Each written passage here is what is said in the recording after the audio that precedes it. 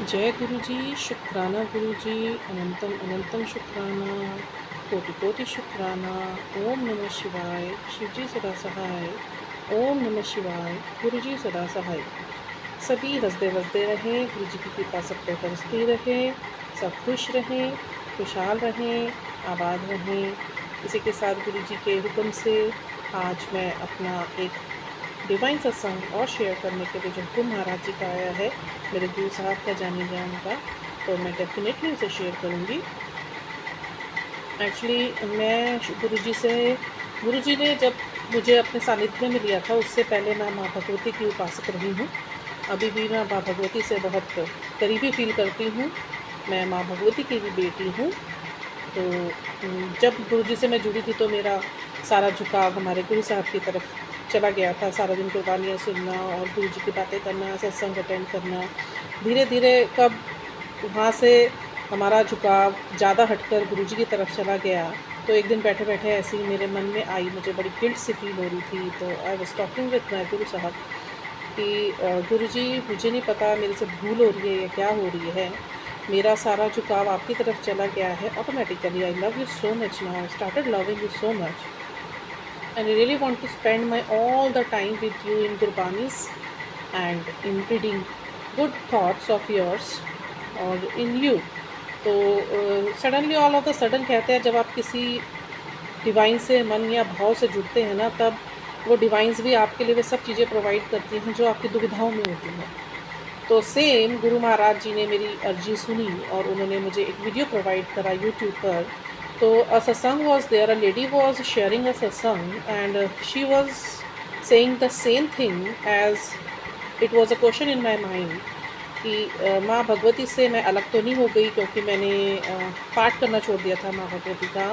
दुर्गा स्तुति का मैं पाठ करती आई हूँ और दुर्गा स्तुति के साथ साथ मैं और भी माँ भगवती के काफ़ी करीब होकर मैंने उनकी साधना करी है। तो मुझे लगता था कि मुझे अंदर बहुत गिल्ट हो रही थी। मैंने तो गुरु साहब से बोला, तो गुरु साहब ने वीडियो में यही दर्शाया, और आंटी ने भी यही बोला कि मैं भी माँ भगवती की उपासक रही, पर मेरे मन में भी विचार आया।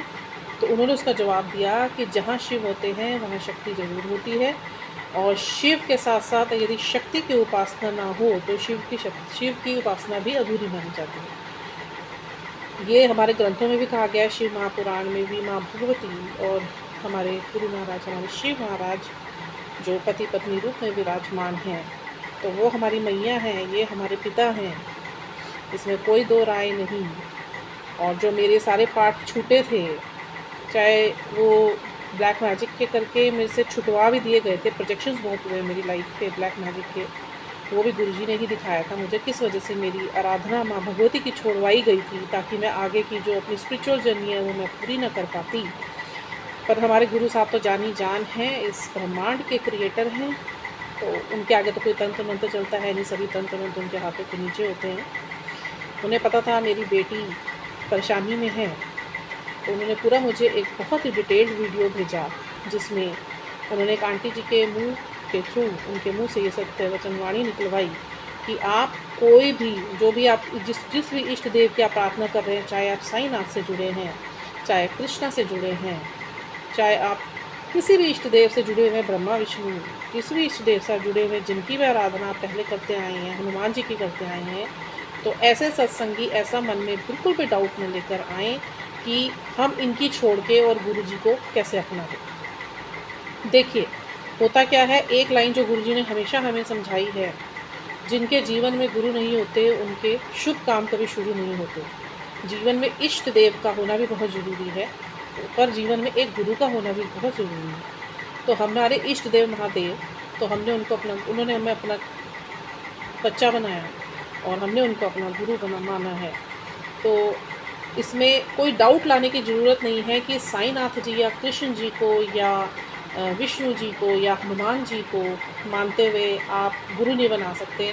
गुरु तो वह हस्ती हैं जो हाथ पकड़कर आपके अंतिम समय में आपके कर्मों को कटवाते हुए, आपके कर्मों को भुगतवाते हुए, इस भौतिक संसार में ही आपको सब कुछ उपलब्ध करवा के, पहले वो सारे भोग विलास भुगतवा के आपको आध्यात्मिकता की ओर जोड़कर, नॉट धार्मिकता, आध्यात्मिकता की ओर जोड़कर। देखिए, मैं यहाँ पे सॉरी अपने सत्संग में खुद ही थोड़ा सा विराम 2 सेकंड का लेके ये क्लियर करना चाहूँगी, जो गुरु महाराज जी ने मुझे सिखाया है, धार्मिकता और आध्यात्मिकता में फ़र्क होता है। धार्मिकता, सॉरी मैं किसी भी धर्म पे ये कटाक्ष नहीं कर रही हूँ, मैं एक बिल्कुल कैजुअल और एकसार बात कर रही हूँ कि धार्मिकता होता है धर्म से जुड़ना, बट वो अपने अपने धर्म से जुड़ना जिसमें कट्टरता एडेड होती है। तो वो उस्तत नहीं मानी जाती ईश्वर की। वो तो हम एक दूसरे को नीचे गिराना, मेरा धर्म बड़ा तेरा धर्म छोटा, ऐसा कुछ नहीं। मजहब नहीं सिखाता आपस में बैर करना। हिंदू है हम, वतन है हिंदू सदा हमारा। कोई भी धर्म छोटा नहीं है, कोई भी धर्म अलग नहीं है। किसी धर्म में यह नहीं सिखाया जाता कि आप किसी से नफरत करें। किसी धर्म में यह नहीं सिखाया जाता आप किसी के लिए अपशब्द बोलें। किसी धर्म में यह नहीं सिखाया जाता कि आप अपना अलग से कट्टरतावादी पे चलें। सभी धर्म यही सिखाते हैं, एक समान रहिए, वसुदेव कुटुंबकम। बट धार्मिकता का यही एक हाल जो हम इंसानों ने बना दिया है, कट्टरवादिता, जिसमें तेरा मेरा, नीचे गिराना ऊंचा उठाना, ये सब कार्य चलते हैं। प्रभु माफ़ करें। और आध्यात्मिकता होती है आपका प्रेम जब तड़प बन के प्रभु की उस्तत में लगता है, प्रभु की पूजा पाठ में लगता है, प्रभु के ध्यान में लगता है, प्रभु के सिमरन में लगता है, प्रभु के नाम जाप में लगता है। जब आप भौतिक सुख की कामना न करते हुए आपको ये पूर्ण विश्वास होता है, मैं गुरु के शरण में हूँ, मैं गुरु की उस्तत में हूँ, मैं गुरु की आराधना में हूँ, मैं साधना में हूँ, मेरे गुरु प्रसन्न, जिसका रब उसका सब, तो उसे भौतिकता से कोई मतलब नहीं रह जाता। उसे सिर्फ और सिर्फ और सिर्फ हमारे गुरु महाराज द्वारा दिए गए, सिखाए गए इसी ज्ञान को वो फॉलो करता है, नाम जाप। ये जो कलयुग है, हर युग का अपना प्रभाव रहा है।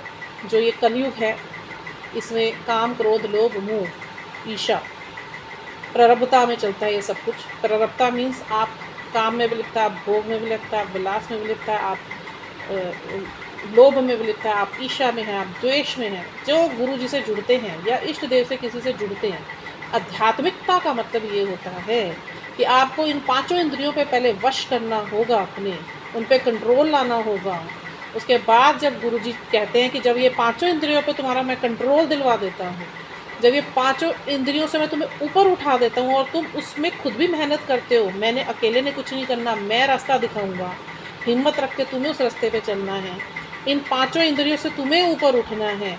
उसके बाद तुम साक्षात मेरे हाथ में, मेरी गोद में रहोगे, मैं तुम्हारे साथ चलूँगा, मैं परस्पर तुम्हारी छाया बन के चलूँगा। और ये मेरा खुद का एक्सपीरियंस है।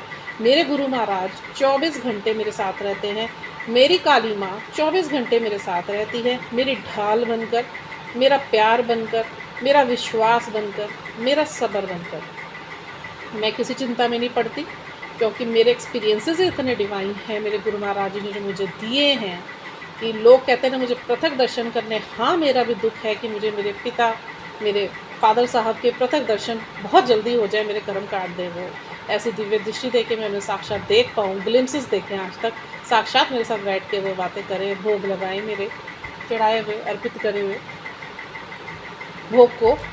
बट अभी वो मेरे कर्म शायद कुछ रहते हैं, तो गुरु महाराज जी का परस्पर ये मेरे को डाउनलोड आता रहता है, या गुरु महाराज जी टेलीपैथिकली मेरे से कहते हैं, कुड़िया तेरे सारे कर्म मैं कटने वाला हाँ, बस हुन हो ही गया है, तेनू मेरे पृथक दर्शन भी होएगी। यह दुख मुझे भी बना हुआ है, पर उसके अलावा जो गुरु साहब की उस्तत में हम बैठे, मैं आध्यात्मिक हूँ, मैं धार्मिक नहीं हूँ।